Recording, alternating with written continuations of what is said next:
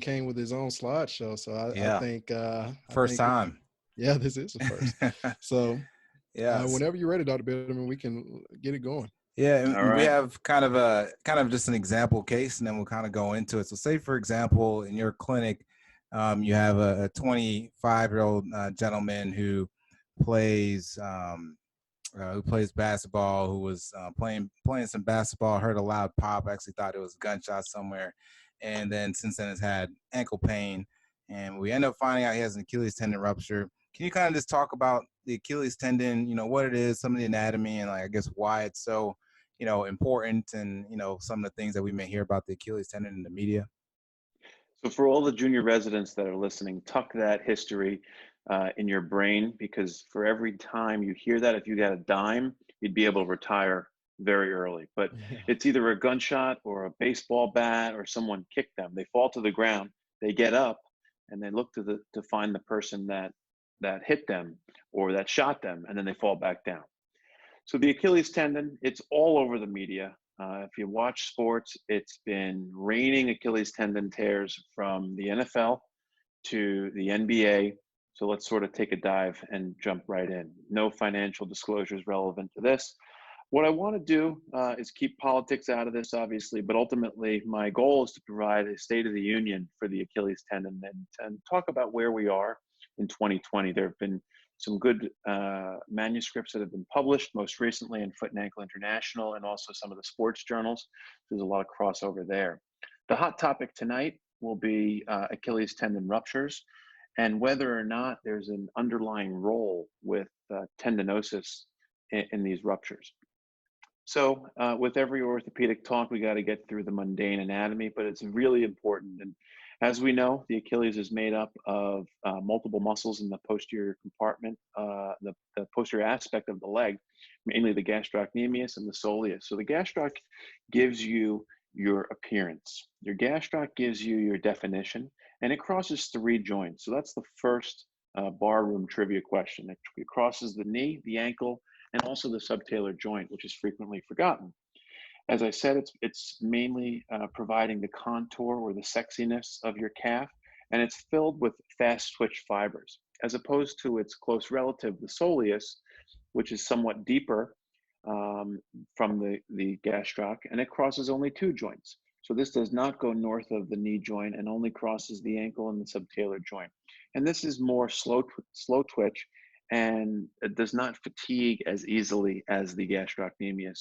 The soleus is mainly involved in posture and plays a role in holding up your leg. Together they come down and they form the Achilles tendon.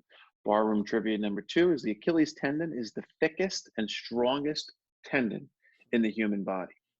Not many people realize that, but the Achilles is the largest and strongest tendon. And so I take great pride in that. I'm studying this tendon quite frequently, and it's exciting to know that. In a 30-year-old, roughly speaking, in the anterior posterior direction, it's about 6.9 millimeters. So it's pretty thick. And then in the medial to lateral width, obviously it varies whether you're at the myotendinous junction, mid-substance, or even down at the footprint.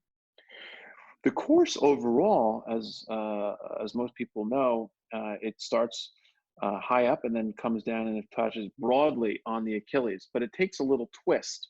It internally rotates about 90 degrees, and that's where you get a lot of your potential energy, as it can store the energy to then recoil, giving you your push-off strength.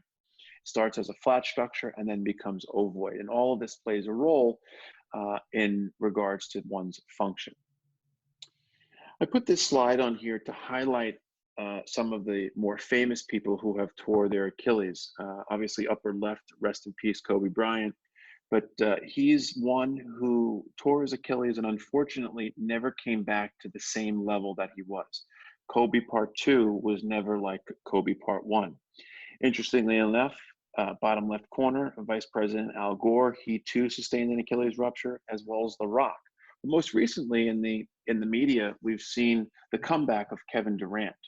He's only played a couple of games thus far, and from the videos that I've seen, he's done pretty well. His push-off strength, his ability to dribble and drive has been good, and his takeoff speed was reasonable. How it'll play out is to be seen.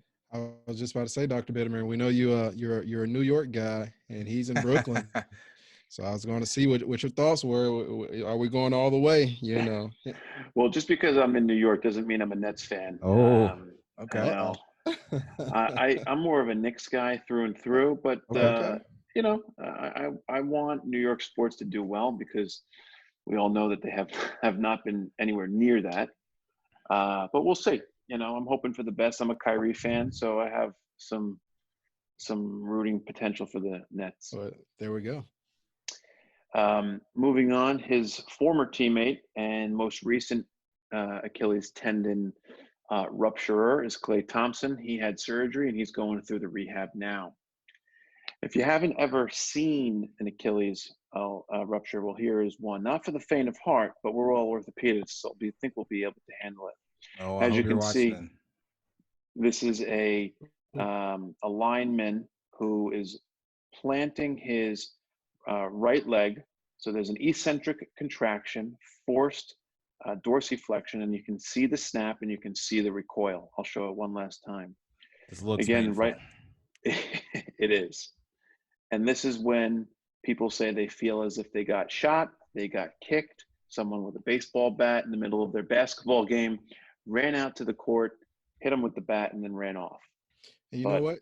Since you just mentioned that, that is something that I think is pretty high yield, not just for Achilles tendon ruptures, but a lot of muscle ruptures just overall. What do you mean by eccentric contraction? Good question. So an eccentric contraction means the muscle belly, the muscle tendinous junction is stretching as it contracts, as opposed to a concentric, which is the opposite. It will contract, but the muscle shortens. So in the example of this lineman, his right lower extremity is going through forced dorsiflexion, thereby the gastrocsoleus complex is stretching while it's contracting. Thus, the Achilles is going through a significant force, nearly 10 times what it is on a normal basis. And don't forget, these individuals are superhuman. These are Right. not your normal 5'11", 125-pound attorney. No Yeah. offense to attorneys out there. Yeah. Yeah, and I was gonna ask, we just had a bunch of examples of, people that had these injuries that are, high level sports athletes. Are there any, other risk factors for patients that have these Achilles tendon ruptures? 100%, and you beat me to it. But the typical patient that we see is not only one who thinks that they are a professional athlete, but one who has a 9-to-5 job and one who doesn't take care of themselves appropriately. And whether they're male or female, I tend to call them the weekend warrior. And they're the ones that travel on the train to and from their suburban home to the city, go to their job, go to their desk job, obviously pre-COVID, and then come home and then try to do what they see on TV on Sunday afternoon. Or they try to emulate Michael Jordan, and that's when they get into trouble. These are people who have training regimens that are horrible. They have terrible form. They're wearing shoes that they've purchased about 2 years ago. And they've taken antibiotics recently sometimes, or they've been on chronic steroids for a variety of healthcare issues. But some of the extrinsic factors that can play a role here are their duration. If they are not properly warming up and then they go for a 10-mile run when they haven't run in weeks, that's a recipe for disaster. Why people don't start off slow and ease up is beyond me. And then when they have these long runs or there's these long activities, their technique and their form goes right into the toilet. Furthermore, their surface or their environment, whether they're running on a solid tar track or asphalt track or one of the newer tracks that has a cushion surface, shoe wear, if they don't redo their shoes or repurchase their shoes. And then obviously if they have some abnormality to their collagen or their connective tissue, certainly that can lead to an abnormality. And yeah. So why these tendon ruptures occur, that's another question that I frequently get asked, and it's a quality issue. And we know that steroids, while they help many things, can affect the quality of various tissues in the human body. And obviously a major no-no is cortisone injections at or around the Achilles tendon insertion site. So believe it or not, there are uh, occurrences where people will have cortisone injections nearby, and it sounds ridiculous, but it does happen. But cortisone, steroid injection, cortisone, these are not benign things. And no matter what field of orthopedics you go into, keep in mind that a steroid is not a benign medication. Moving on, there are other factors from a medical standpoint that can play a role. These are what we term the unholy triad, involving high blood pressure, obesity, as well as diabetes. Breaking it down, and I'll try to keep everybody from falling asleep, but the basic science behind all of these is that there's a metabolic component. High blood pressure leading to endothelial damage, obesity leading to metabolic abnormalities, and obviously diabetes with high blood glucose causing too much sugar in the blood, having end organ damage, can play a role in tendon abnormalities. Additionally, estrogen for women on oral contraceptives, or even hormone replacement for various oncological issues or even GYN issues can play a role. So despite us being orthopedics, we still have to go back to medicine 101, obtaining a full, thorough history. And Jay, I hope you're listening. I know sometimes Jay gets emotional, has a little bit of estrogen going through his body a lot. So, Jay, I hope you're listening to this and taking note. Okay. I really thought I had your mic muted, but apparently must have slipped and hit the button. So Dr. Bitterman, do these patients come in and, is it always, I was doing fine and, I went for a run and next thing you know, I felt the pop and what's going on? Or do they say sometimes, I've been having this heel pain or some pain in my foot for some time, but I kind of haven't been paying a whole lot of attention to it. I kind of stretch and it feels better. Do you get any of that as well? All the time. And some people will say, yeah, I've had heel pain in the back, or I've had heel pain on the bottom, which we know is more of a plantar fascia thing. But the disease process is quite similar. And it's all related to just a tight hamstring, a tight gastrocsoleus complex. So that's the question. Is there a prodromal period of pain associated with this? And the answer is, in about 15%, the answer is yes.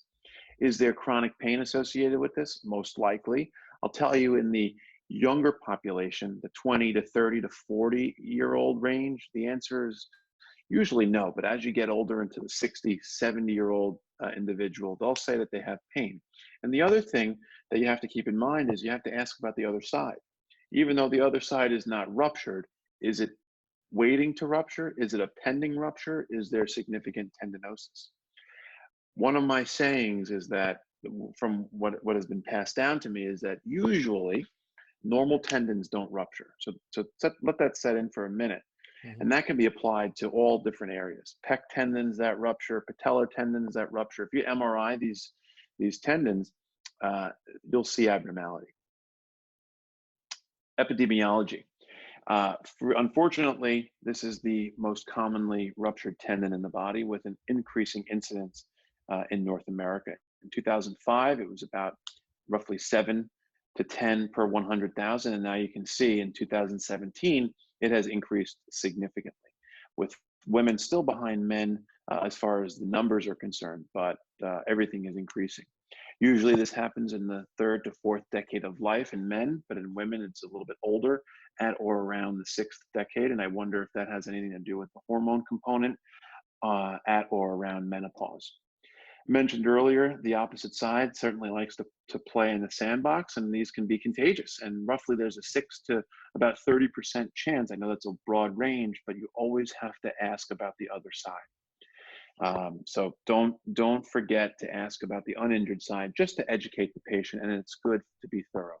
And you asked about that. Yeah, you asked that in all patients, or like if in their athletes, you're asking that too, or are you asking that in these patients that had prodromal symptoms and then they had this injury? Everybody. So even if they don't have any prodromal symptoms, it's good to ask. If they don't have any prodromal symptoms on the injured side, I still ask if they have pain or had pain on the other side. And then sometimes they'll say, oh yeah, now that you bring it up, doc, that's a good point. Okay. It's not going to change my management on the injured side, obviously, but it's worth noting because you may need to MRI the other side. Okay.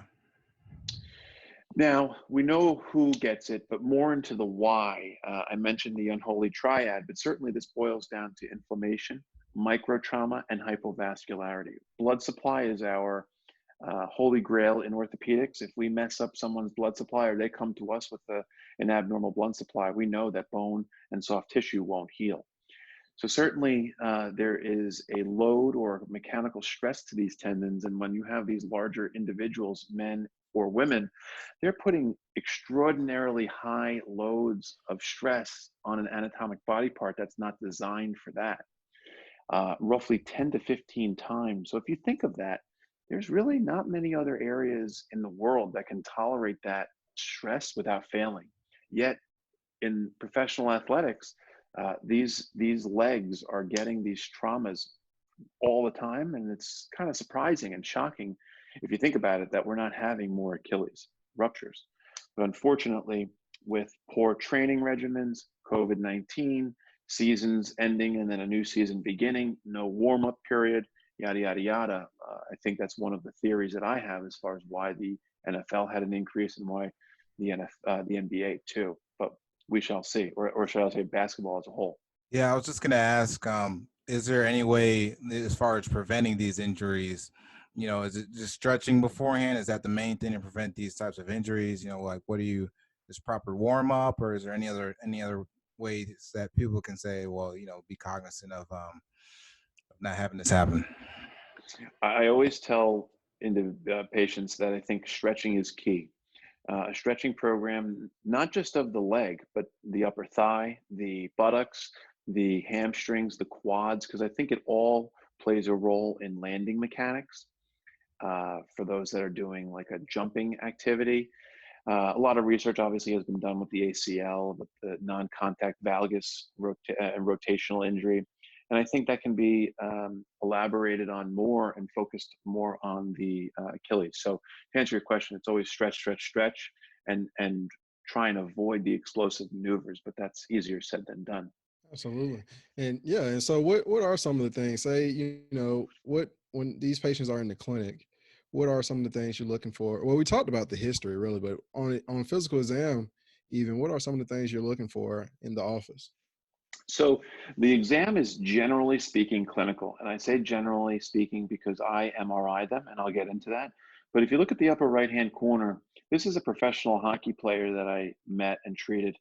And the question to you and your listeners is, which is the injured side? So the one in the foreground is the patient's right ankle, and the far is the left. So if you picked an intern, you would hope that they would say the injured ankle is the one in the foreground, which is the gentleman's right ankle, because that's the one that has the loss of the resting plantar flexion tone from a normal intact Achilles. Right. Dr. Bitterman, Cody was over there hoping that you didn't ask for him to pick which leg. He is so glad that you didn't ask. and what we're referring to is a Matley, if I'm not mistaken, where we have our patients prone, you have their knees flexed, and you look from the side, and you look at the different levels of the foot, and if you see one is more dorsiflexed than the other, that would clue you in or be a positive test that this may be an Achilles tendon rupture. Usually I give out a 6-pack of beer for someone who gets it right, but people will think that this was fixed and set up, so I can't do that. Oh man. But the classic study or the classic test is the Thompson sign, the Thompson test. And that's basically seen on the bottom right-hand side, where the patient is lying prone, their heel is either off the bed or their leg is bent, and then you squeeze the calf. And if you see a normal plantar flexion bounce, if you will, to the foot, and always compare it to the other side, that would be a negative Thompson test. A positive Thompson test is when they have no ability to have the active or passive plantar flexion tone. And obviously go back to your basic exam abilities and palpate, and frequently you will feel a large defect, even if there's an acute rupture within hours of presentation. However, about a quarter of these are missed, believe it or not, and they're missed Yeah. in all settings. I can say for a fact that they're missed not only in the ER or the urgent care, but in other doctors' offices and even other musculoskeletal specialists. So I know what you think. So when you have someone who has this type of like a rupture, Achilles tendon rupture, and you find out later they have one, and you're palpating the tendon, but it feels like it's intact. And I think that happened to me one time. We still did all the appropriate imaging, and we found out later. But I thought to myself, like, it might have actually been the hematoma that I was feeling that made it feel like his tendon was intact. Because actually, when we looked later, I mean, it was clearly there was a separation there. But when I was kind of palpating for it, it felt like it was there. Like when you look on MRI? Well, yeah, like when we did the MRI later, Okay. he clearly had a rupture there. But when you actually just kind of palpated with your hand, it didn't really feel like it was ruptured. He wasn't in a whole lot of pain, which I don't think these guys are always in a whole lot of pain. But yeah, it was just something I noticed. So my response to that is, yeah, I agree. And the way that I explain it to patients and teach the residents is this is almost like a paintbrush. If you take a paintbrush and you face it directly at you, there's 1,000 bristles. And when an Achilles tendon is non-functional, you can still have intact fibers. So go back to that paintbrush. If you have 50% of the fibers that are no longer intact, yes, you still have a partially intact Achilles, but it's not functioning the way that a normal one would. So you can feel the hematoma. You can also feel intact Achilles, but if it's Mm-hmm. not, if you have a positive Thompson, that's because part of the tendon is torn such that it's not doing what it's supposed to be doing. Absolutely. Well, another hot topic in the Achilles is obviously DVTs, and this is a hot topic in every lower extremity and even upper extremity musculoskeletal issue. But I will tell you, Virchow's triad plays a major role here, and it's always important to assess for a clot. But it's difficult to assess a clot. You squeeze the person's calf, they'll jump. You don't know if they're jumping from a blood clot or from the Achilles rupture. So keep that in mind and have a low threshold to get a duplex ultrasound. And obviously, when these patients are not mobile, they're in a boot, they're immobilized, they're in a splint or even a cast, they're not moving their ankle. And just that limited motion to that lower extremity puts them at an elevated risk. They have the endothelial injury, they're immobilized. It's a recipe for disaster. So a blood clot, as seen here, is a significant issue.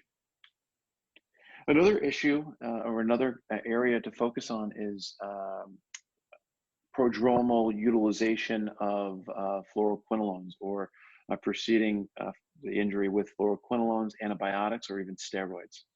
The list of them are on the sides. Always be thorough and get as much information as you can. Now, unfortunately, it's not going to change much. It's not going to change your management, or it shouldn't, but it's important to let the patient know that this could be related. And obviously there's an FDA black box warning now, so it's pretty prevalent, it's out there, and patients know about it. And so on to the next part does the location of the tear make a difference? It most certainly does, especially in my office. The location not only dictates how it could have happened to some extent, but also what you're going to do about it. And the reason that comes up is because you can tear it at the insertion, which would be a heel avulsion, and frequently keep in mind that there could be some bone attached. It could be a mid-substance tear, right in the central third at the hypovascular zone, about 2 to 6 centimeters proximal from the insertion, or it could be much more proximal at the myotendinous junction. The issue is you have to have different equipment available for the various types. If it's a heel avulsion, you got to be able to anchor it back down to the calcaneus. If it's a mid-substance, you may want to utilize a proprietary technique. And if it's a myotendinous, the repair is difficult because you got to put suture through muscle, and muscle doesn't hold suture as well. So sometimes you have to make a bigger incision, gather more muscle, danger zone with the sural nerve. So keep that in mind. Furthermore, this also plays a role in your rehab. You may not want to get a myotendinous going as quickly, in my opinion, because there's always a risk of elongation, and I'll talk about that shortly. So do you But always, sorry to interrupt, do you that's always okay. get MRIs with all of, anytime you suspect an Achilles tendon tear, do you always get an MRI and then you kind of determine where your tear is, what level it is from there? I do. What I found is my estimation is not as perfect as I thought it was. So I'll palpate, I'll feel what I think is a defect, and I'm like, oh, this is 100% mid-substance, and I'll get the MRI, and it's actually much more proximal. The thing that I'm feeling is either the distal stump has retracted a little bit or it's lost its tension. So if it's a myotendinous tear, it'll retract a little bit. There's not as much distal retraction as there is proximal, in my opinion. But now I'll feel it more in the mid-substance, but it's actually supposed to be at the myotendinous. That's number one. Number two is I want to show the patient how good or how bad their tear is. I want to show the patient how tendinotic their Achilles is so that they know 6 months from now, why are they building up so much scar tissue? Well, maybe it's because your tendon is not normal. Or how did I tear this, doc? I'm 26 years old. What do you mean I have an Achilles tendon rupture? Well, here's the proof. Your tendon is not normal by any stretch. You have all of this abnormal signal within it. So the answer to your question is yes, IMRI nearly 100% of them. And some people look at me like I'm crazy because yes, it is a clinical diagnosis, but I want all of that information for the dialogue and for the expectations. Is there any role for ultrasound with you? Indeed, there is, because that's obviously what they call the stethoscope of today, is the ultrasound. So I use it in certain scenarios where I'm having difficulty getting an MRI or there's a time constraint for certain athletes. But my go-to is almost like an automatic MRI. Okay. Awesome. So a couple studies briefly is that in 2013, Rakin in Philadelphia mentioned that myotendinous healing is fairly reliable. This was a study in 30 patients. So I use that when I speak to patients with an upper tear. I say, hey, I'd be happy to fix it, but they're fairly reliable in their healing. And also tendinosis is at the area of the tear, but also above and below. So again, a normal tendon, in my opinion, doesn't tear. Here's an example of an open Achilles tendon rupture, just to highlight the anatomy of what it looks like. Distal is to the left of the screen and proximal is to the right of the screen. And you can see the plantaris, as well as the proximal myotendinous region and some of the distal Achilles. It doesn't tear as a clean cut, it tears as an explosion usually. And there are fibers going in all different directions. It kind of looks like a pretty distinct mess once you get in there. But you want to try and preserve as much of the paratenon. Again, this is not doing that, but I just want to highlight this picture to show you the anatomy. So ultimately it comes down to, what are we going to do for this? Are we going to treat it surgically or are we going to treat it conservatively? And that's where you have to put your decision-making algorithm hat on and weigh the risks and benefits of both. Ultimately, you want to restore the length and tension ratio associated with a tendon and a musculotendinous junction. With an abnormal length tension unit, that's when your strength is going to be abnormal, and that's ultimately going to lead to your abnormality with function. So multiple surgical options exist. My go-to is the smallest open incision possible. So I say that because sometimes I use the upper right hand proprietary jig and sometimes I don't. If it's a myotendinous junction, I find that I have difficulty getting suture capture in the more proximal muscular or myotendinous zone, and it just pulls right out. And then also, we can never forget about our non-operative treatment, just to be thorough. Is that PARS system in that top right? Yeah, so the upper right-hand corner is the PARS, Arthrex, full disclosure. I have no financial relationship with them. Okay. Yes. Now, Aretha Franklin always said to RESPECT, and that's very important when it comes to treating these surgically because the vascularity is going to give you your outcome. If you're violent with the soft tissue. You're going to be violent with the blood supply. The arteries are going to be blasted, and then there's going to be no return to blood supply.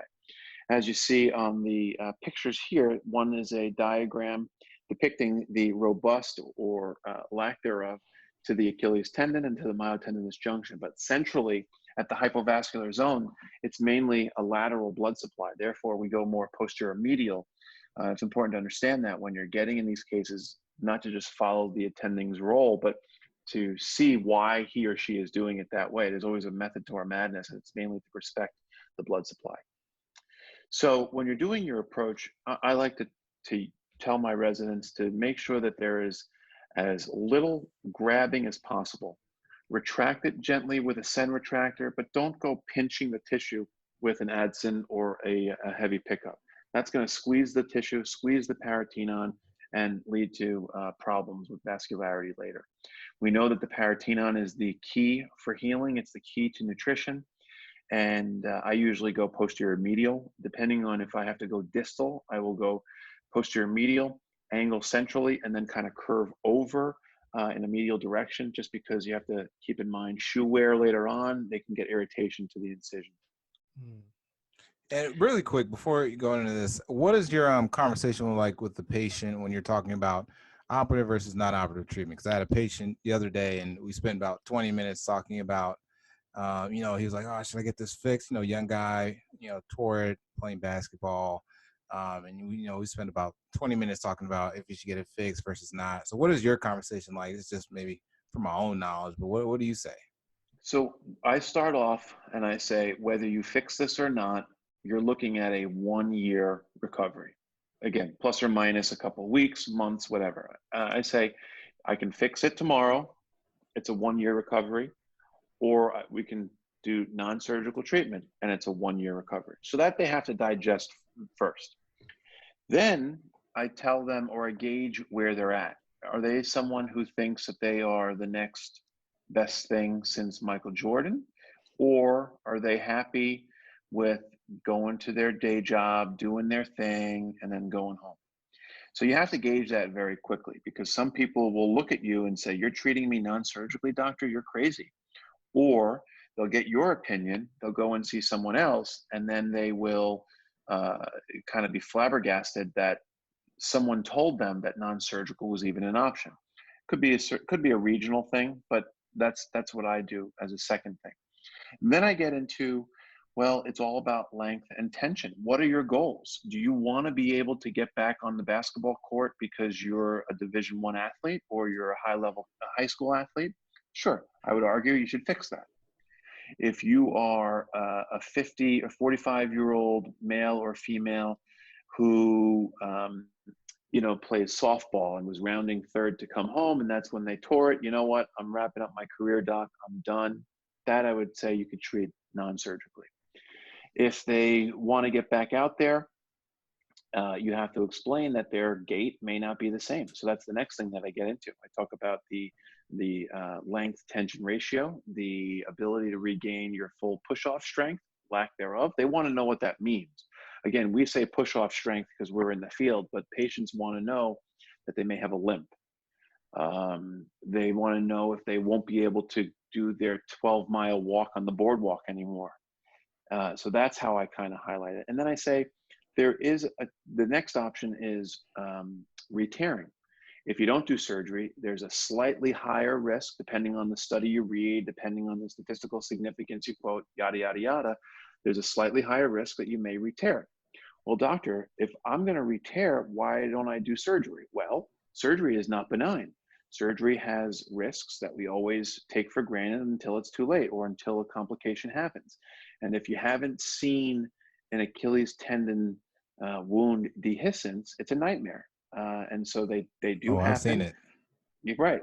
And if a surgeon ever tells you that they've never had one, then obviously they're lying, or they're not doing enough surgery, or, but all of that is what goes into my conversation. So I kind of break it down into those 4 or 5 hot topics to feed to the patient. And then they kind of, they get it. And then the other thing that I say is, listen, Kevin Durant, Kobe Bryant, blah, blah, blah. it took them a year to get back, and they weren't even the same, right?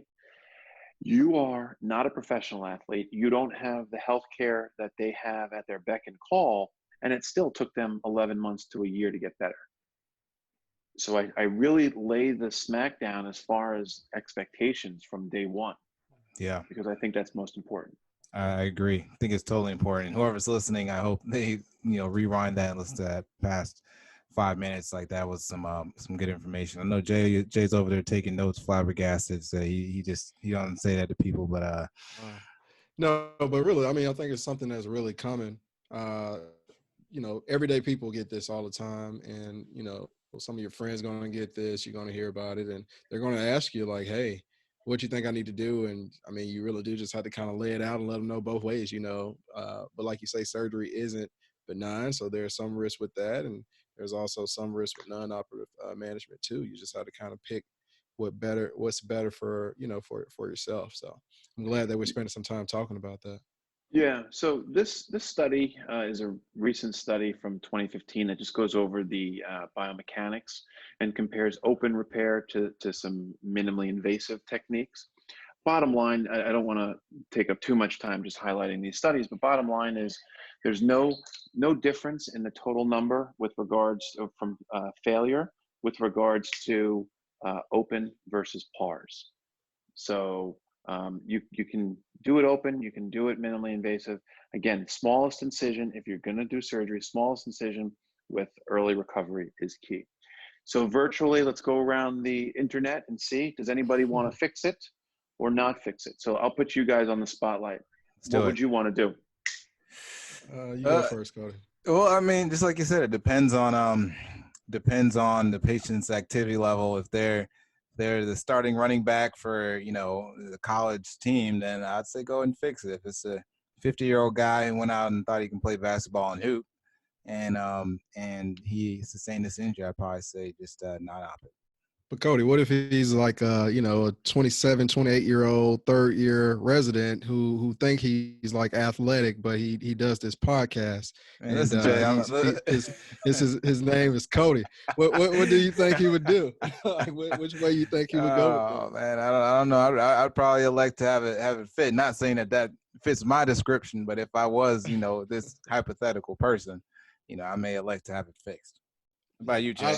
I don't know, man. I was thinking about the same thing. I really don't know which route I would go. So this would be my thing. I would want to know how soon can I go back to work, right? Because, as a resident, you just feel like if you miss a half a day, you really feel like you just let the whole team down. The whole world is against you now. You got to really get back out there.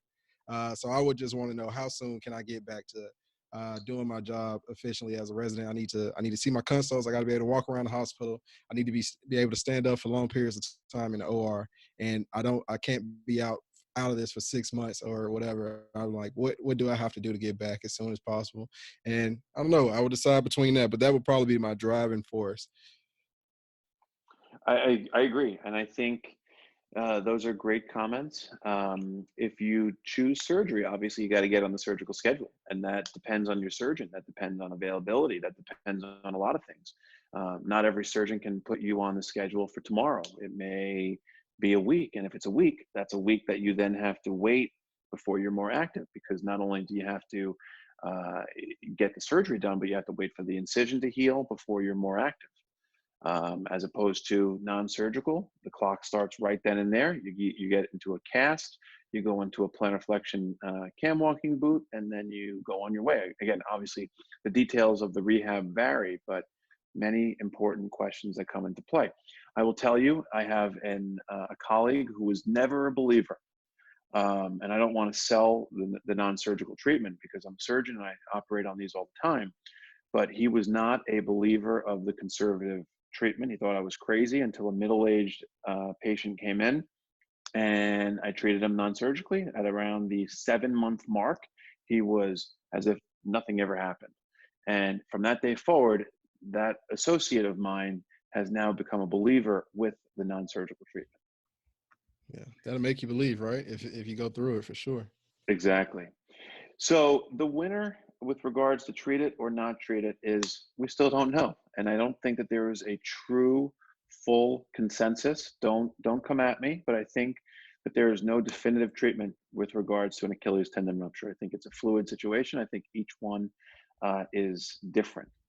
So when there's a clinical question with regards to a particular topic, we're all intelligent. What do? We go to PubMed.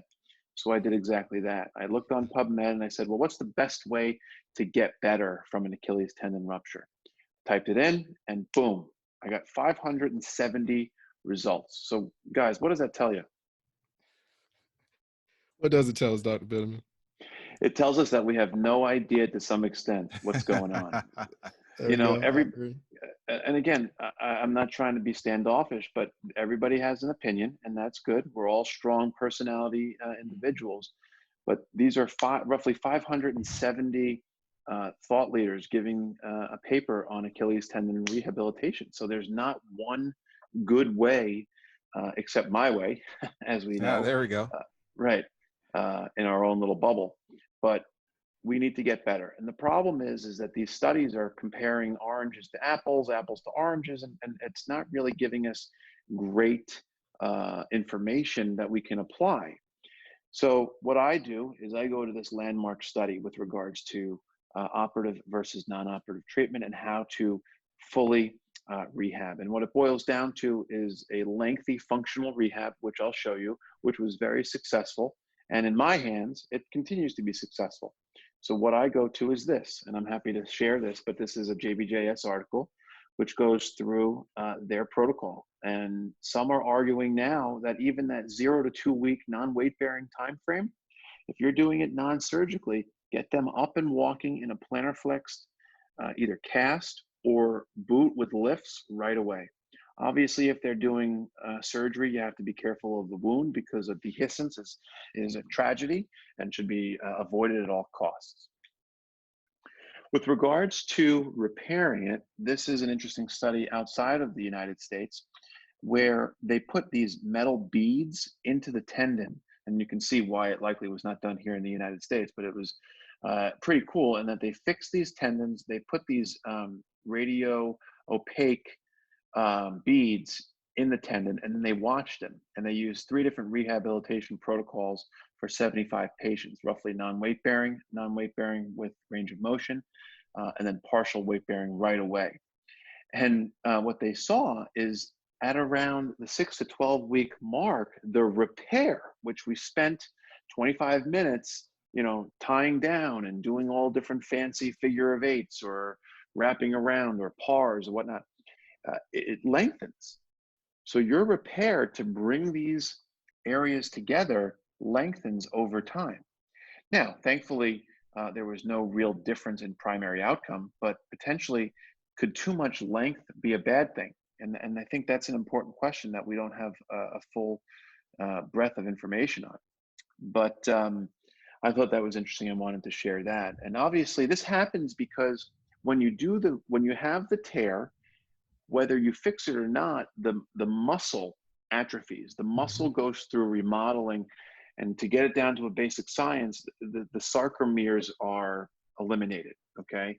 So the basic science unit of a muscle atrophies and it goes away. And as a result, that puts more tension on the tendon.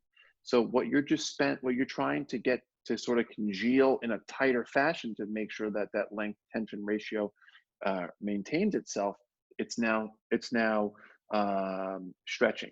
And that, I think, is why we have to push these patients to start putting weight on them right away to avoid the atrophy, because you've seen these post-op patients, their legs look like twigs compared to the other side.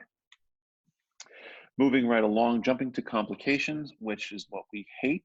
Absolutely. But ultimately, the worst outcomes were the non-operatively treated with an extended, with early immobilization, had a higher chance of re-rupture. So I use this, but obviously you have to take this with a grain of salt, right? Because I personally don't really immobilize them. I'll put them in a boot, but I don't want them to dorsiflex beyond neutral. But is that the same type of immobilization that these patients went through? So the best outcome, again, is minimally invasive, smallest open approach with an accelerated rehab protocol. gave you the highest probability of the best management. And again, the worst was non-operative extended immobilization. Seems pretty straightforward. So again, I've been through a lot of talking, and I hope you guys are getting something out of it. But what do we do with Definitely. everything? What do we do with all this information, and what is next? Well, some final questions that I pose to you guys that are in residency, finishing residency, starting residency, looking for things to explore. Do normal tendons rupture? Meaning, if I take a normal tendon and I just pull it beyond belief, will it just snap? Those who get the rupture, can we figure out why it happened? Can we figure out, or could we have figured out who was at high risk? And also, what is considered high risk? Is it the athlete or is it the average Joe? Does the lengthening in that study, does that really mean anything as far as weakness? And how can we measure that? And also, how can we prevent it? Is this really a career ending injury, or what I say more of a career modifying injury? When I see a calcaneus fracture, I tell patients it's a life-altering injury. Whether you're 55 or you're 35, your foot is not going to be the same. Is the Achilles tendon rupture a career modifier? I think so. Do we really know when these patients are ready or fit to return to sport? Obviously, a hot topic in the ACL world. Are they getting back too soon? And then that's what's causing a re-rupture. Are these patients getting back too soon? And that's why they're not succeeding.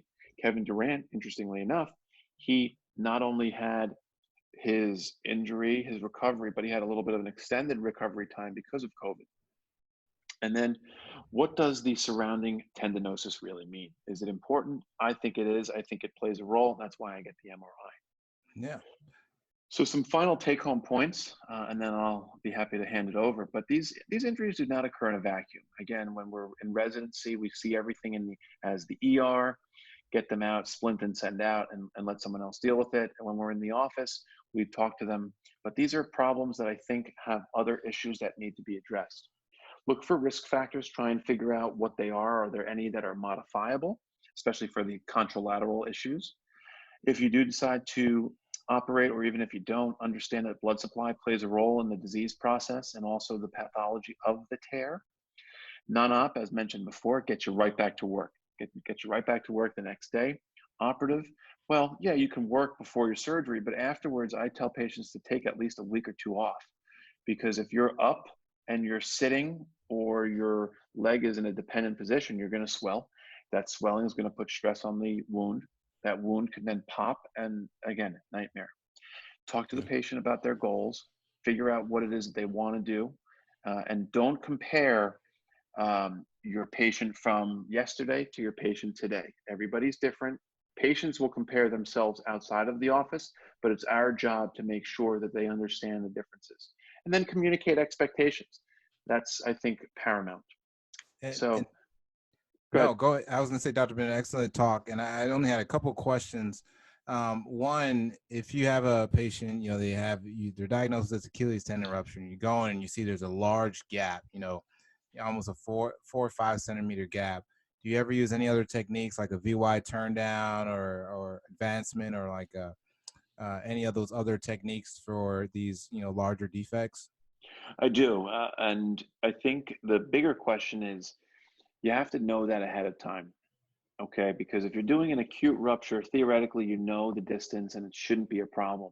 If it's a chronic rupture or a rupture that's been lost in follow-up and had problems getting cleared, and then gets on your OR schedule 4 to 6 weeks later, has been walking on it, I mean, that's a whole other issue. But if you do need, or if you do have concerns about needing one of those modalities, you have to, I consent for it, because it's a separate procedure to some extent, and there are risks. They can become weaker. They can, it's a bigger incision, but I have used VY advancements. The other thing that we should talk about briefly is the FHL.